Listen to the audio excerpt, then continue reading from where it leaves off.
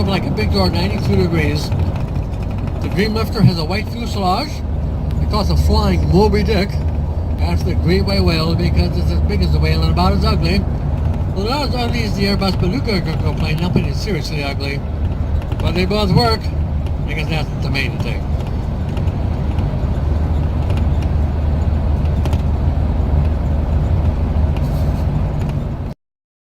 Greenliner plastic wing robot. The three giant autoclave ovens are built behind the factory. These ovens are over 100 feet long. That will drive up your utility bill. It's the biggest wing Boeing has ever built when the planes turn to the gates, the runways, things like that. Paint hangers on the left.